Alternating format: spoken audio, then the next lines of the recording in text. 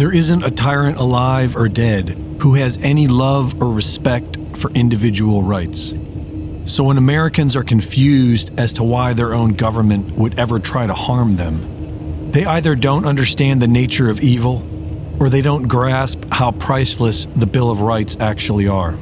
They are the bane of the globalist tyrants who seek to control all of humanity. We could trace this conspiracy of tyrants all the way back to the 18th century, but we'll begin with the year that gave birth to the Federal Reserve Bank and Big Pharma. In 1910, the Carnegie Foundation published the Flexner Report, which directly led to the shutting down of natural traditional medicine and gave way for the Rockefellers to patent and monopolize the medicine industry. That same year, Rothschild banking dynasty's Paul Warburg, along with high-ranking members of U.S. banking and government, met in secret to hatch a plan that would financially rob every single American citizen for generations to come. Fractional reserve banking was considered a scam for centuries. This changed in 1913 with the Federal Reserve banking system. Fractional reserve banking became the norm, regulated by the Fed. The Federal Reserve was also given the task of managing the U.S. debt, otherwise known as inflation, the hidden tax where the Fed gets to bail out members of their criminal cabal while everyone else suffers. Meanwhile, their families created their own interest-free banks, utilizing what's known as a whole life insurance policy and family trusts, keeping their own wealth safely out of the Federal Reserve System, a banking system that gave this cabal unlimited funds to wage war against all of humanity. In 1921, after years of meeting in secret, the Round Table Movement, a group that sought to reunify America with the Crown, and the Harvard Business School, merged factions to become the Council on Foreign Relations, a think tank allowing bankers and industrialists the opportunity to engineer government policy and discreetly undermine American democracy. In 1942, the OSS was formed by the cabal as an intelligence agency to fight the war. OSS member Allen Dulles went on to help create the CIA in 1947, who immediately began seizing control of the worldwide illicit drug market, starting with the heroin trade in Sicily. The CIA's reputation speaks for itself.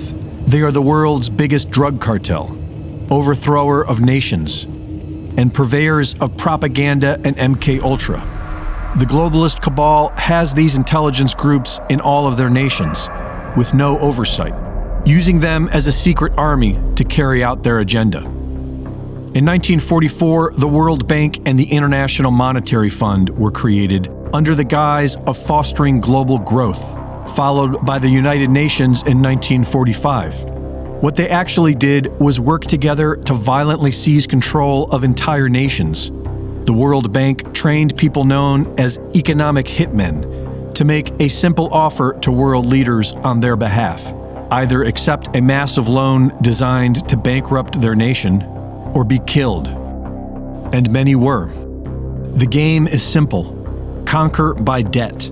The Federal Reserve banking system does it to every individual, and the World Bank and IMF do it to every nation. Once indebted to these crooked institutions, they lose control over their own destiny. The only difference between the mafia and this globalist cabal is scale.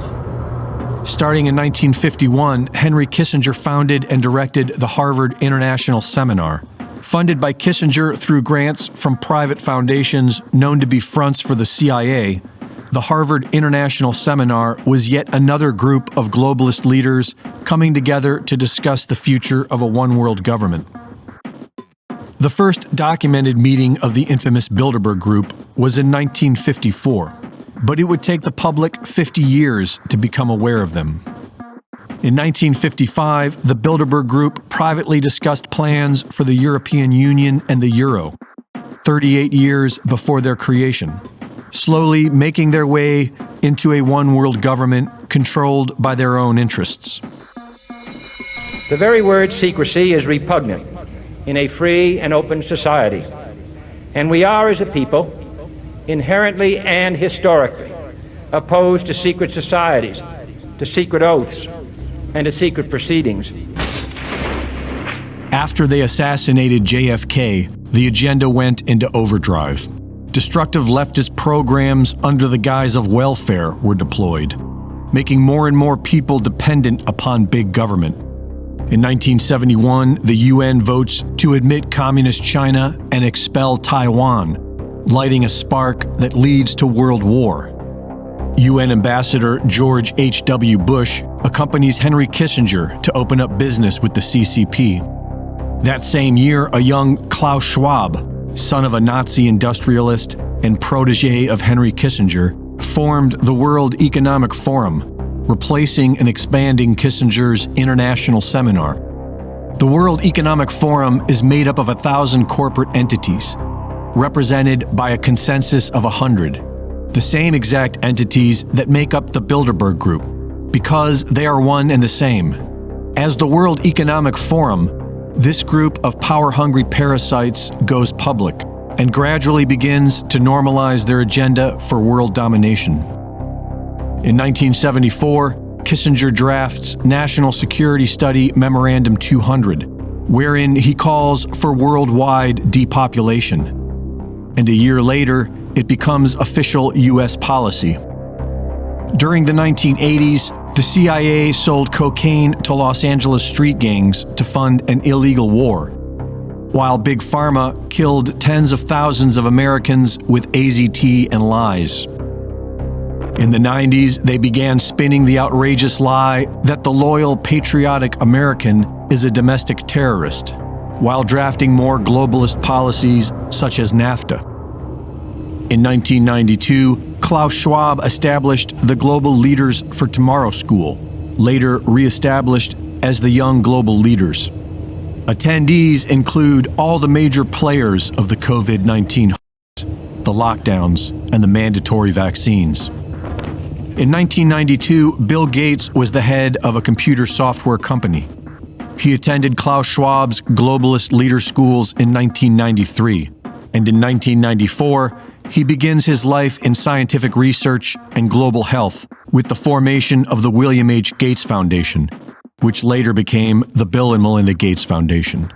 Gates's so-called philanthropic efforts revolved around human depopulation, genetically modified foods, and experimental vaccines.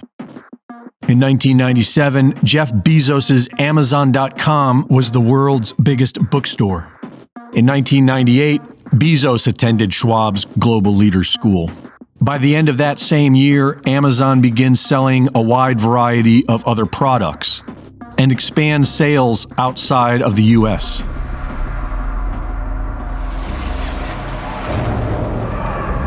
After they felled the World Trade Center, their propaganda story of Saudi hijackers with box cutters was used as the catalyst for destabilizing nations, creating armies of angry migrants, and stealing away more American liberties in the name of security. You will and you are failing now.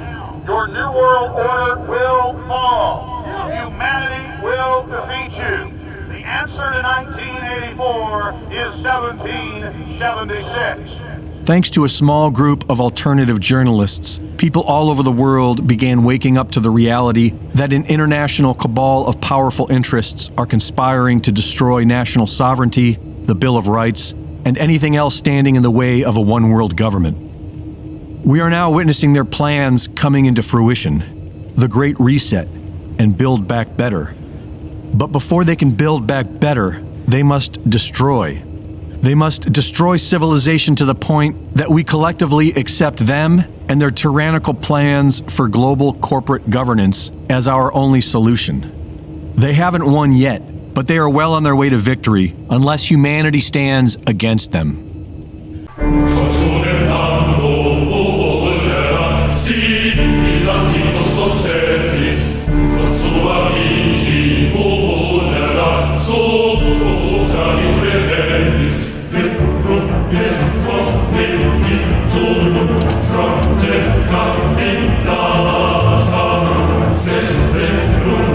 Sempre